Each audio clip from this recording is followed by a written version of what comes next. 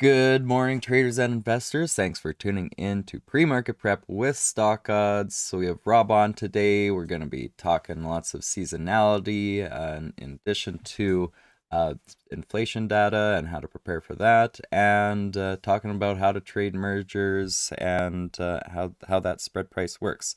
So just to check in with the futures, we're off the highs by quite a bit this morning.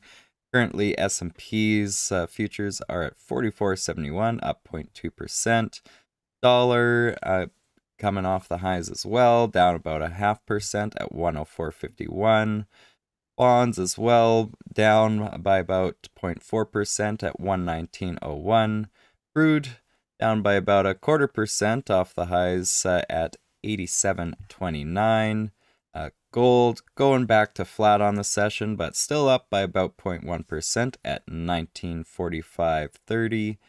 Silver up still about 0.4% at 23.26. And Bitcoin negative almost 3% and trailing down here closer to the $25,000 handle at $25,072. That's it for checking in with the futures. Let's bring in Rob. Rob, how are you doing this morning? Not too bad. I mean, it's interesting that Bitcoin, in light of the grayscale sort of win in the courts and other things, and coming Mm-hmm. ETFs, that it's sort of given up that 28 to 30,000 level and back down at 25. So it's interesting. Um, Yeah, I mean, yeah, it, we it saw it seems to pop up. maintain these levels for a long time. Once they peg it to something, it kind of hangs in there. So a lot Yeah, of stuff goes on. I mean, again, you have to realize it's still largely unregulated environment, so lots can yes. happen. Okay. Yes, it definitely is. All right, well, I mean, coming in on this September 11th, I mean, we had the anniversary today, but later this week we also have mid-month seasonality coming into effect, as well as the third Friday of the month for expiration. So let's Yeah. talk a little bit about how to prepare for that. Well, as I mentioned on the podcast that Dave and I did last night, um, when looking forward to September 11th, there's always a little bit of concern that we might have another incident, of terrorism or something like that. So if that doesn't happen, if all's good and we get past it, that can often boost the market a little bit. So normally September is a softer month, as we've talked about before. You can look at Hmm. our seasonality almanac calendar there for just what the overall context is for the month. But yeah, looking forward to this week specifically, mid-month seasonality hits on the Thursday. Yep. And so one way to look at it is look at the ETFs to see which ones are favored over other ones, and mostly the skew of what is expected. So normally mid-month seasonalities for many months are kind of a nice bump up. And in September, it's not. It's the opposite. It's a softer period of time. So Hmm. keep that in mind. And then we roll into expiration Friday, and it is a quarterly expiration. So I would definitely put more weight on it in terms of how things tend to behave. Because many of the stocks that show up are institutionally traded. It is a quarterly expiration, so you would expect more participation that way. And so we got these two seasonality windows kind of backed up here. Thursday starts mid-month, which is ninth through 14th business day of the month, and then expiration on Friday. So, and there is some overlap in those themes. If you Hmm. dig into it, you'll see that some of, like, for example, Alcoa is expected to, as a stock, to be weaker on Thursday through next week, but also on Friday, it shows up as potentially weaker as well. And again, these are probabilities based on what has happened in the past. and doesn't necessarily mean there's a guarantee because you could have a catalyst. Okay. Hmm. No Yeah, well, at different than, least for the mid-month, usually that's people's deposits and payrolls getting put into the market. Is that right? That's the fundamental reason for it? yeah, like so you get the mid-month bump, and then at sort of the turn of the month effect is the same concept based on if you ask the question, why do you have a pattern, right? Why do you have a mid-month pattern? Why do you have an end of the month pattern? Why do you have a turn of the month pattern? And that's relates to how people get paid, and pensions, self-directed IRAs, just how the money dribbles into the market, right? So it's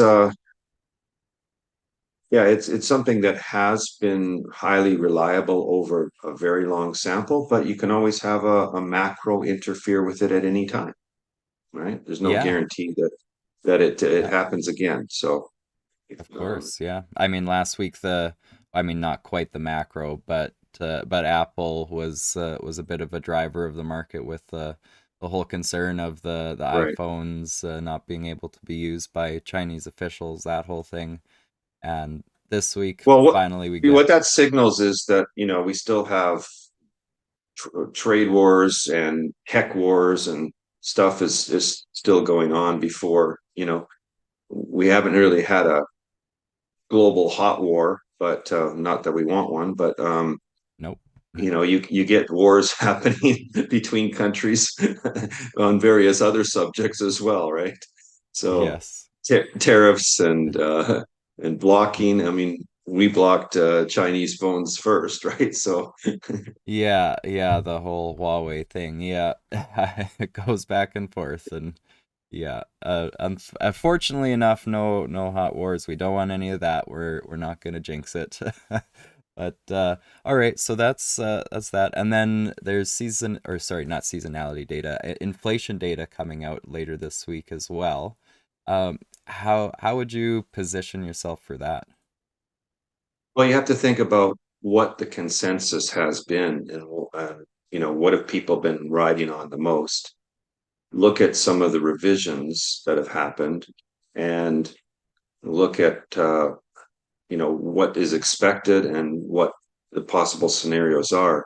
It's it's a little hard to you know guess exactly what it would come out like, but you certainly wouldn't want a surprise that's against the major consensus, because that can cause a market upset. So um, I mean, I don't know what the numbers are going to be. I don't think we can guess exactly, but we Yeah. certainly can suggest that people trade more hedged and don't risk a massive move one way or the other.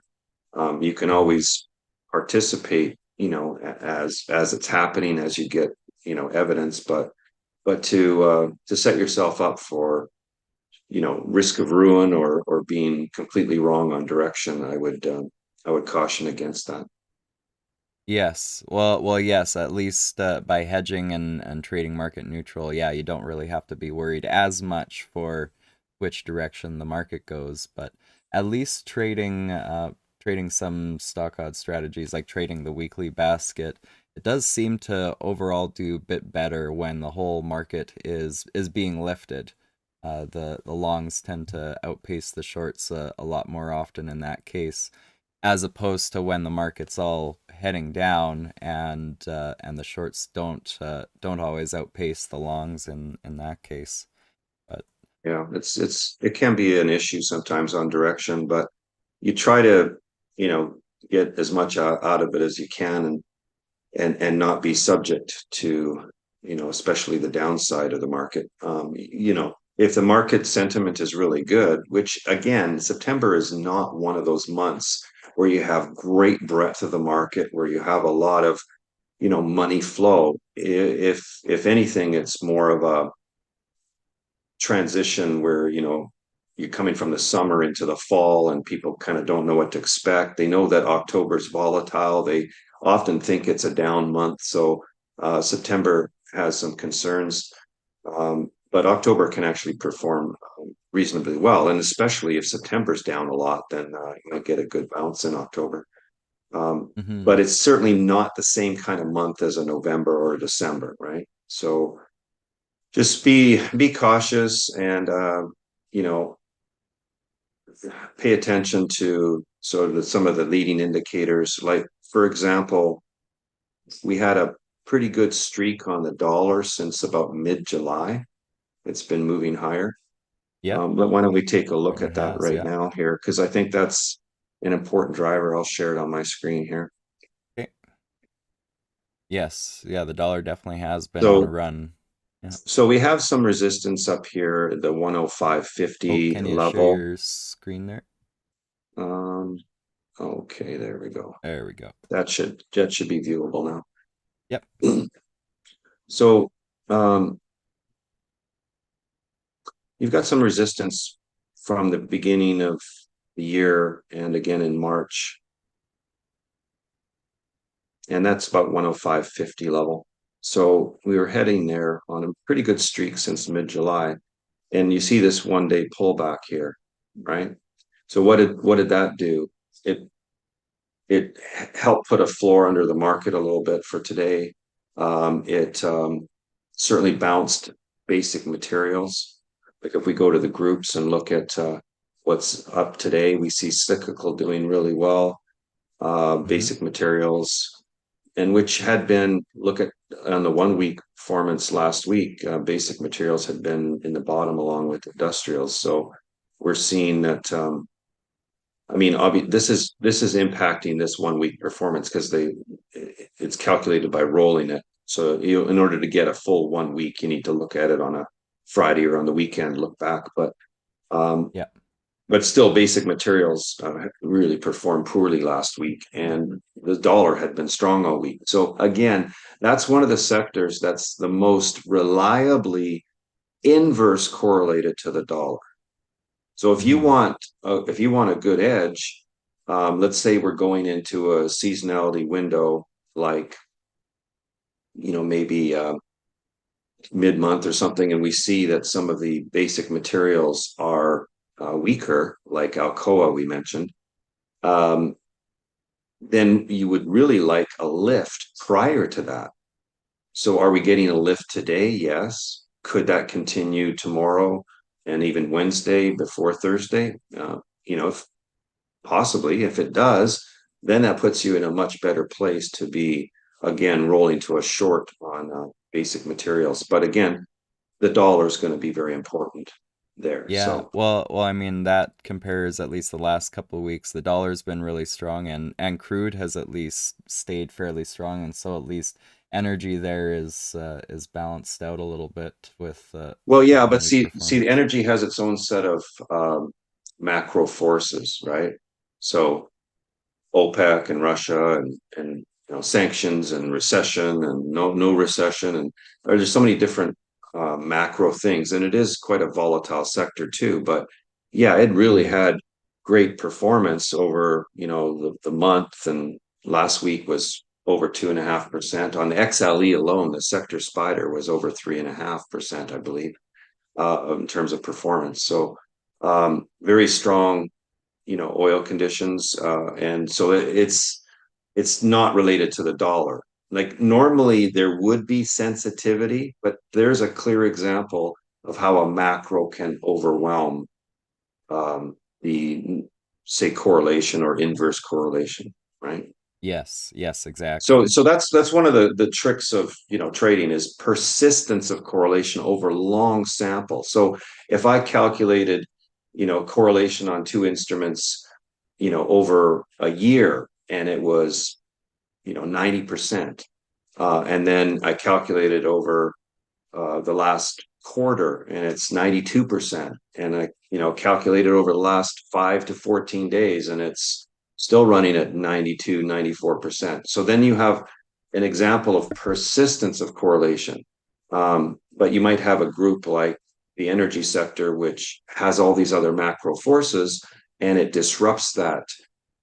So you might be in a season where the correlation is completely changed, And in this Mm-hmm. case, normally you would have an inverse correlation with commodities like oil to the dollar. So the dollar moves up, the price of the commodity moves down. The dollar moves down, the price of the commodity moves up. So that certainly applies to metals with very little disruption to that inverse correlation. But in Mm-hmm. energy, you do have the disruption on a pretty regular basis over history. Yes. Yeah, So exactly. let's talk Speaking about, about disruption, yeah. yeah, let's talk about a merger here. Yeah. So we have Schmuckers buying your favorite snack, Twinkies, well, Hostess brands, right? Yeah. So there's Schmuckers.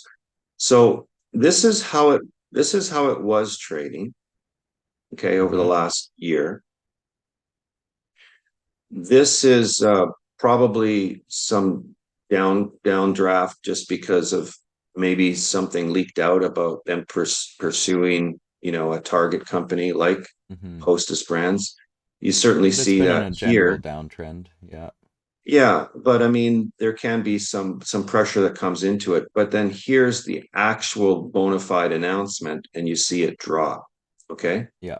So when you see that, when you have a deal that's completely announced, and now it's still subject to approvals, but it's confirmed there's a contractual relationship, there's breakup penalties, there's all kinds of things that are built into the contract. So now you're trading a contractual relationship. So if you were trading Schmuckers before, like just as a lonesome cowboy there, you're just trading the one stock, its nature changes. Okay. So this dropped because it's buying something else, right? Yeah. So let's go to Twinkies, Hostess Oh, brands went here. the other way. Yeah. So that went up because it's the one being bought. And again, now you see it pop. That was actually on the speculation of the consummation of the deal kind of thing. That was on August the 25th. It popped up and it maintained that because, there was no other arguments. Nobody else seemed to be around that wanted to buy it. But then today you have the actual Actual announcement and announcement we of pop the we pop merger. up Yeah. here. Okay. So this was the speculation part of it, right? Right. By Yeah. rumor, by rumor, right? So this is the speculation part. This was holding in because it seemed doable. And now we have the pop up here, which is the actual announcement, the actual contract, right? Yep. So how do you calculate this? Um, if you want to Or at know, least like, the spread. yeah, like if you want to calculate it, let's do this here. So it would be you have SJM here, Yeah. right? And you have Clinky, Hostess brands. Did I get that right Mm-hmm. there?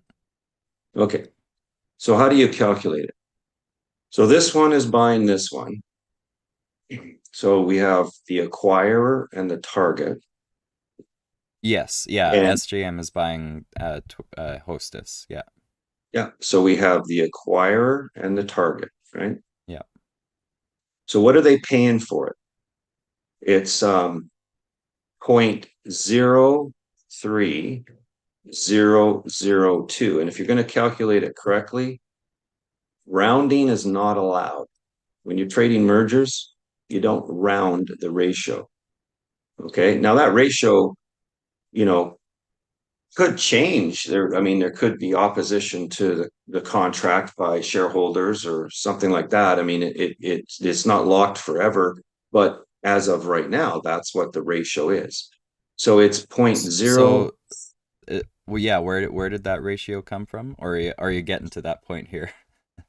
Well, SJM is buying Twinkies or Yeah. Hostess, right? Yeah. So this is the deal. We are offering you a certain amount of our stock for your stock, right? Right. Yeah. So it's 0.03002 of our stock, SJM, for one of yours, right? So Okay. this is Okay. this So is a that so one. that's written in the deal. It's written in the deal, right? It's Yeah. the way the terms are.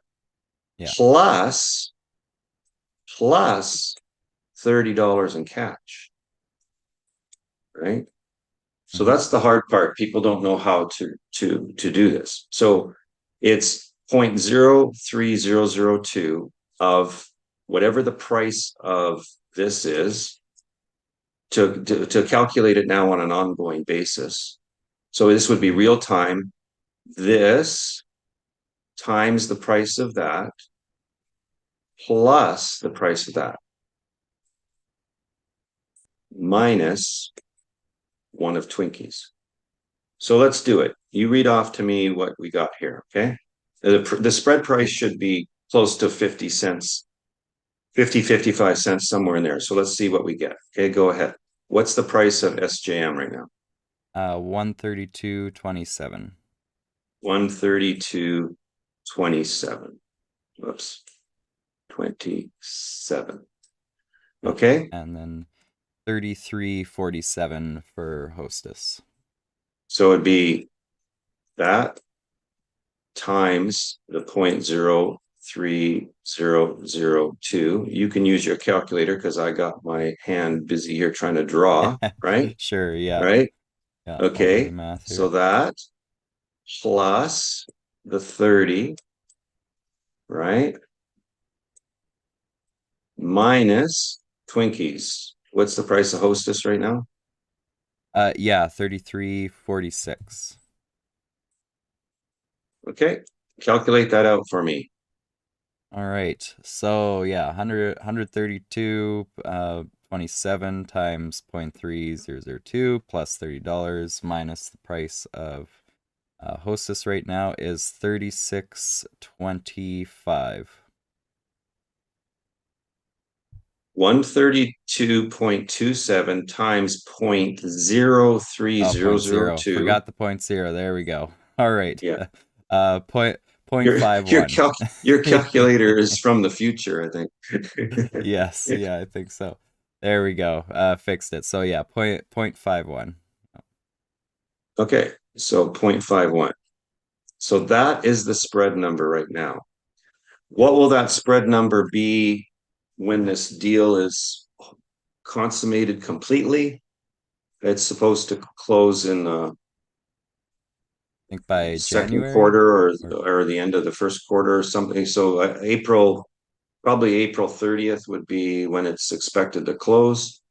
So we've got 6, 7 months here of seeing well, yeah, what's it's going to be expected to happening. close in Smucker's third fiscal quarter, which ends in Okay, January.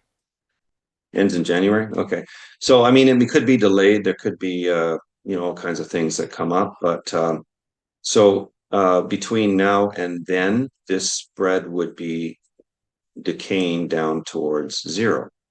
Right. Yeah. Okay, so when it's finally consummated, it's at zero. So that's not a lot of premium in a deal. Like we like the ones that Hmm. are, a couple bucks or whatever.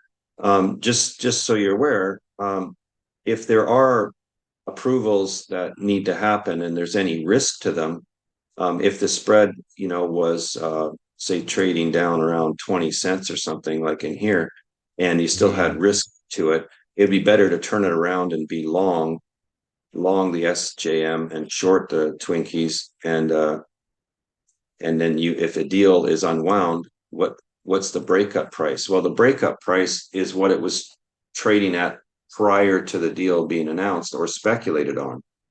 That's the Yeah. blow up risk, right?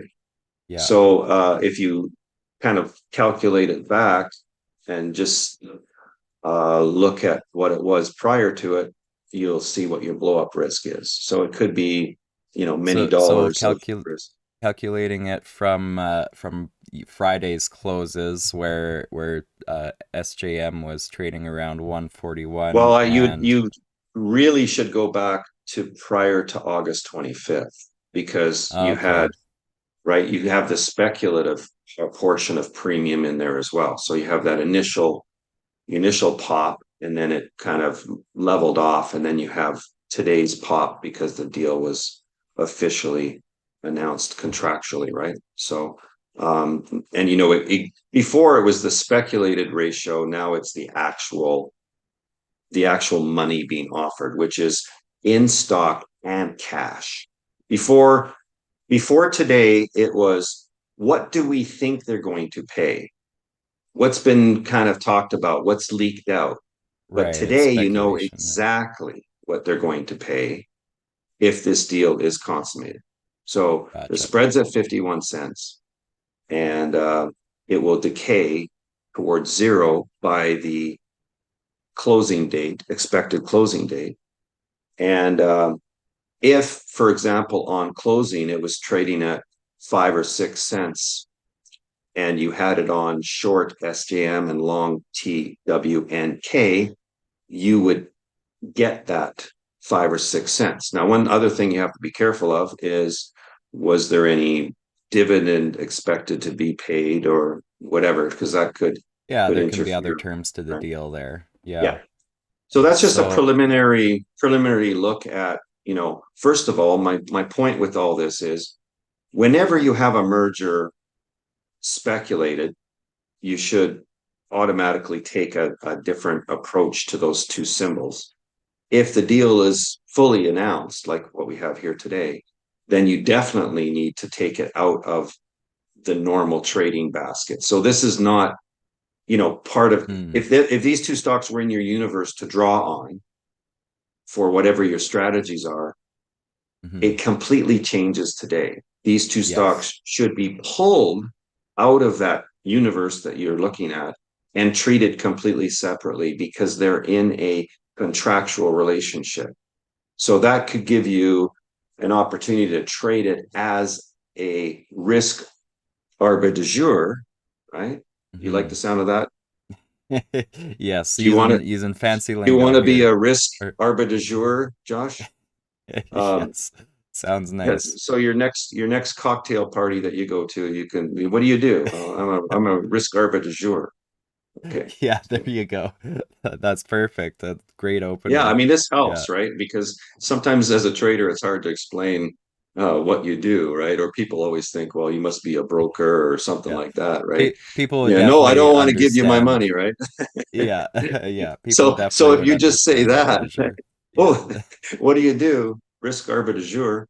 Yeah. So then that in order to be authentic, you probably should learn to trade some spreads like this, right? So this is very different than trading a pair relationship. So prior to that, or even if there's Mhm. some speculation, you might treat it as a pair. You could have already been in this spread, short Mhm. SJM and long Twinkies based on the rumor mill. You could have been Mhm. already in it if there wasn't a lot of premium. So you would have caught that August 25th pop. And Mhm. even after that, you could have been in it for today's pop, but you would have had more risk, right? Because Yes. you didn't know Yeah. exactly what the deal was. Yeah. Um, And now so some good, calculating out at the close of August 24th, that ratio, instead of being zero point 0.5, it would have been about 10.2. And mhm. when I at least calculated it as of Friday's close, it was around 5. And so that trend where well, essentially after the announcement, that trends towards zero, that definitely holds up. Well, yeah. So I mean, initially $5 worth of risk, now $10 worth of risk. So that's the blow up risk, right? So if you're short this spread looking to make 51 cents, you have $10 of risk to do it, right? If you're Right, if long, it's if you turned it canceled. Yeah. around, like we've done with mergers lots of times when there's very little premium left and you still got maybe an approval or two that needs to be done. Turn it around, then if it blows up, you get the blow up. That's in your favor, right? So, Right. but you may Yeah. have to fight a bit of decay, but you don't want the decay to be, significant. So it's a little bit like an option strategy to some degree, a Mm-hmm. little bit like, maybe you can have a free built-in call option almost with turning it around. But so it's definitely its own set of, you know, parameters and best practices and stuff like that. So I just wanted to give a preliminary thing here to say treat these stocks differently if they're part of your universe that you trade.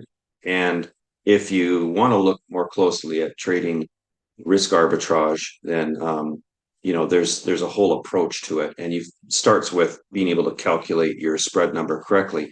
So it's always a bit harder when you have this cash component because this is a constant. So this is what we call a Mm-hmm. constant. And even in pairs trading, you can inject your own constant to uh, to normalize the spread. So there's different approaches to pair trading where you can, trade the ratio or you can trade the factor adjusted differential. You can actually Mm-hmm. inject your own constant, your own sort of theoretical cash component to normalize the spread. So there's lots of different approaches in pair trading, but you How need would you to come up with that constant?